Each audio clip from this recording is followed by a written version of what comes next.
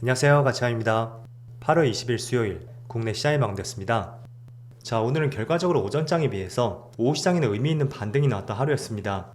그래서 그와 관련된 반도체 관련주는 제가 조금 뒤에서 말씀을 드리겠고요. 자, 그리고 지금 코스피의 흐름을 보면 다행히도 61선 근처에서 반등이 나왔던 것 같습니다.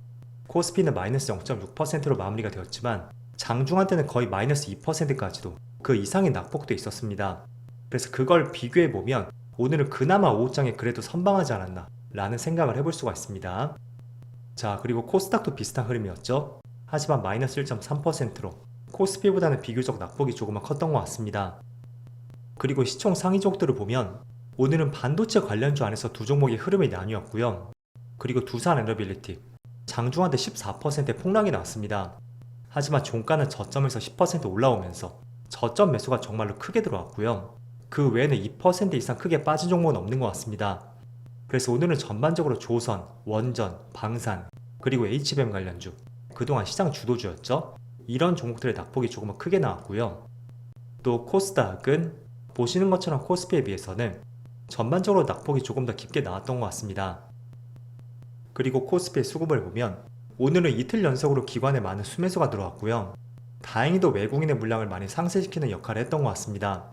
그리고 코스닥은 반대로 코스닥은 많은 규모는 아니었지만 기관과 외국인의 양매도가 나왔습니다. 그리고 삼성전자 오늘은 좋지 않은 시장에서 빨간불을 보여주었고 모처럼 많은 규모는 아니었지만 기관과 외국인의 양매수가 들어왔습니다. 특히 오늘은 금융투자 연기금 쪽에서 많은 수매수가 들어왔습니다. 자, 반면에 하이닉스는 외국인의 1,500억의 많은 수매도가 있었고요. 이게 지금 4일 연속으로 연속성을 보여준다는 거예요. 그래서 계속 한번 수급을 체크해 보시고요. 이어서 두산 에너빌리티. 자, 이 종목은 기관과 외국인의 양매도가 나왔고요. 어제와 수급 규모가 조금은 비슷했던 것 같습니다. 다만 오전장에 지수가 14% 폭락이 나왔을 때 그때는 프로그램 매수가 굉장히 많이 들어왔었거든요. 하지만 낙폭을 많이 줄였을 때는 그 저점에서 매수했던 프로그램 매수 물량이 다시 그대로 빠져나가면서 결국은 순매도로 전환이 되었습니다. 그래서 오늘 오전 저점에서 반등했을 때 그 반등 구간에서 개인들이 매수한 것이 아닐까? 라는 생각을 해볼 수 있는 수급이었습니다. 반면에 오늘 카카오도 빨간불이 들어왔고 오늘은 기관과 외국인의 양매수가 들어왔습니다. 확실히 좋지 않은 시장에서도 최근만큼은 가장 수급이 좋은 종목인 것 같습니다. 그럼 이어서 주체별 매매 동향에 대해서 살펴보도록 하겠습니다. 8월 20일 외국인이 가장 많이 매수한 종목은 현대로템, 현대일렉트릭, 효성중공업, 두산, 삼성전자 우선주 이렇게 순서대로 매수했고 그리고 기관은 삼성전자, SK하이닉스, 현대차, 신한지주, 크래프톤 이렇게 순서대로 매수했습니다. 이어서 해외 증시를 보겠습니다. 어제는 모처럼 미국 증시가 큰 폭의 낙폭이 있었고 나스닥이 무려 1.4% 급락이 나왔습니다. 그리고 S&P 500은 0.6%, 반대로 다우지수는 보합이었습니다. 하지만 반도체는 마이너스 1.8% 빠지면서 전반적으로 기술주 시장 흐름이 좋지 못했던 것 같습니다. 그리고 아시아 증시를 보면 오늘은 일본도 1.6% 급락이 나오고 있고 대만은 거의 3% 가까이 빠지고 있습니다. 그리고 중국 증시만 보합이죠. 자, 요 며칠 동안 시장 흐름을 봤을 때는 전반적으로 국내 시장에 어떤 이슈가 있었고 그 때문에 주가에 약세 흐름이 나왔었다 라는 취지로 말씀드렸습니다. 하지만 오늘은 미국 증시라든지 또 일본, 대만, 글로벌 증시의 흐름이 굉장히 좋지 않다는 거예요. 결국 오늘은 글로벌 증시의 흐름을 크게 받았다고 할 수가 있고요. 그럼 어떤 뉴스가 있는지 살펴보겠습니다. 오픈 AI 창시자 샘 알트먼이 AI 버블에 대해서 한 차례 경고를 했었고 그게 전체적으로 미국의 기술주의 급락을 유발시켰습니다.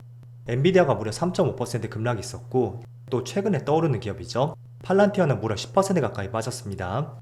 자, 그렇다 보니까 정말로 이게 거품일지 모르겠지만 어쨌든 샘 알트먼의 AI 대표 선구자라고 할 수가 있잖아요. 그래서 그 사람 입에서 거품이 나왔다는 것은 우리가 한 번쯤은 반드시 경계를 해볼 필요는 있습니다. 만약에 이런 이슈가 계속 시장을 자극시키고 AI 관련주에 주가 하락으로 연결이 된다면 조금 전 엔비디아나 팔란티어의 주가에 급락이 나올 수도 있겠죠. 그럼 국내 시장에서는 대표적인 엔비디아 관련주 오늘처럼 하이닉스의 흐름이 굉장히 좋지 않을 가능성도 있습니다.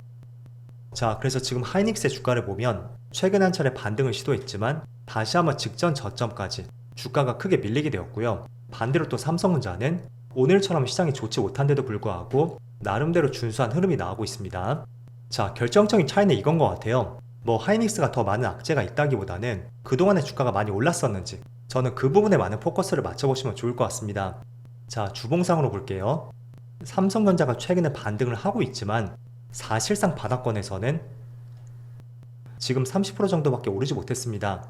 반면에 하이닉스는 저점에서 고점까지 거의 80% 이상 급등이 나왔다는 거죠.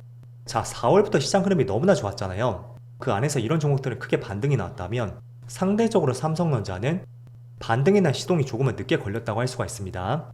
자, 제가 왜 이렇게 말씀드리냐면 오늘 AI 관련주 하이닉스만 빠지는 것이 아니고요. 그동안에 시장을 주도했던 업종들 조선, 방산, 원전 이쪽 업종들의 흐름이 굉장히 좋지 못하다는 것입니다. 자, 첫 번째로 두산에너빌리티. 이 종목은 장중한 때 14% 급락이 나왔지만 다행히도 밑에 꼬리를 달고 빨간불이 들어오고 있습니다. 하지만 밑에 꼬리가 달렸음에도 불구하고 지금 5% 급락이 나오고 있고 또 하나에어로스페이스도 마찬가지로 대표적인 방산 관련주죠.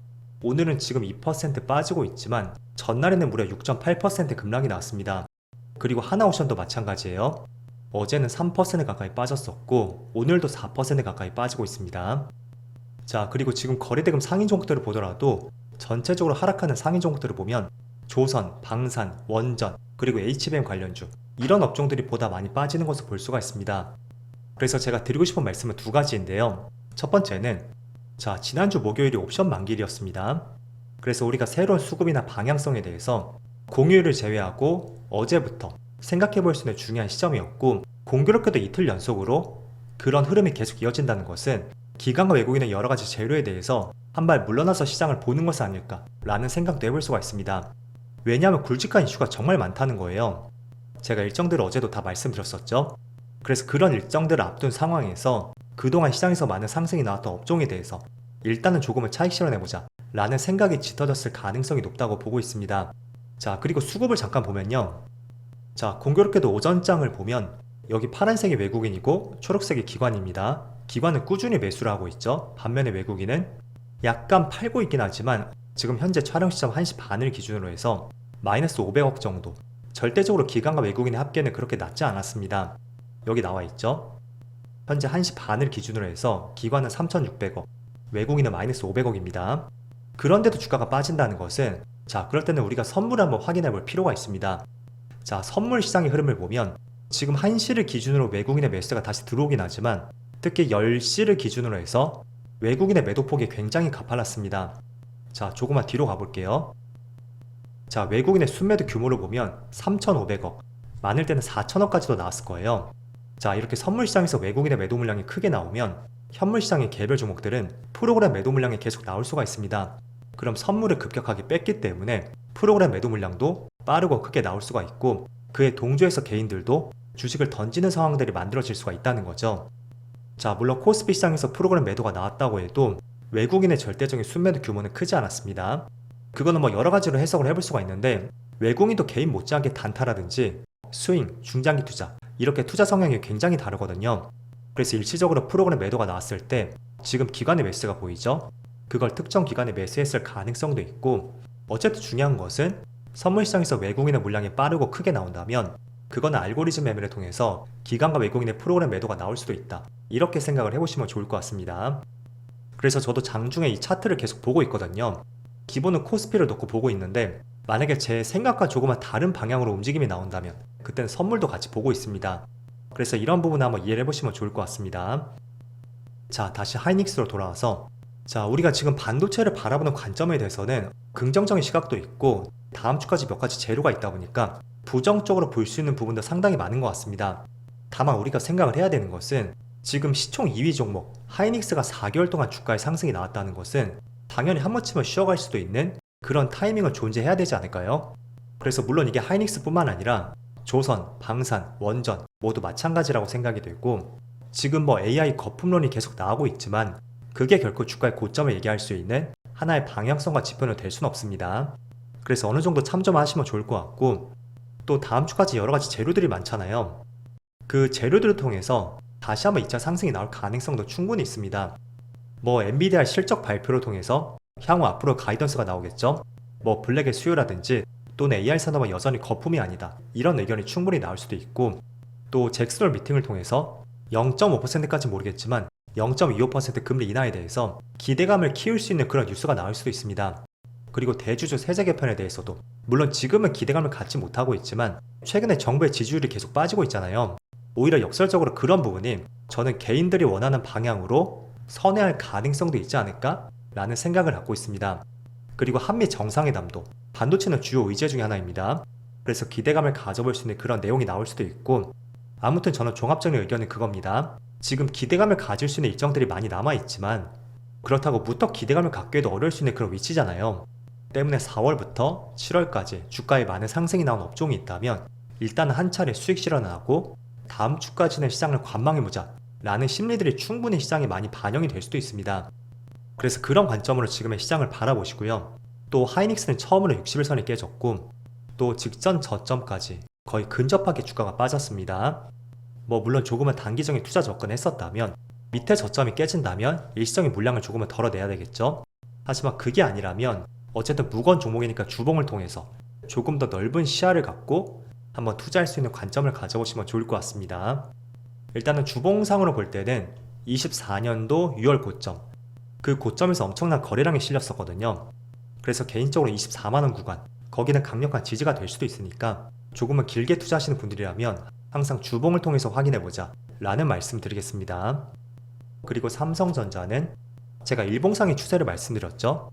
일단 저점끼리 연결하면 지금 현재는 이런 추세를 보여주고 있으니까 만약에 21선이 깨지고 이때 투매가 나온다면 저는 오히려 기회가 될 수 있다는 의견을 드렸습니다. 그래서 추세 잘 확인하시면서 시장을 바라보시면 좋을 것 같습니다. 자, 어쨌든 다음 주까지는 많은 이슈들이 있으니까 오늘처럼 시장의 변동성이 많이 나올 것 같습니다. 모두 이런 부분을 잘 대비를 해보시고요. 남은 8월 시장도 진심으로 응원하겠습니다.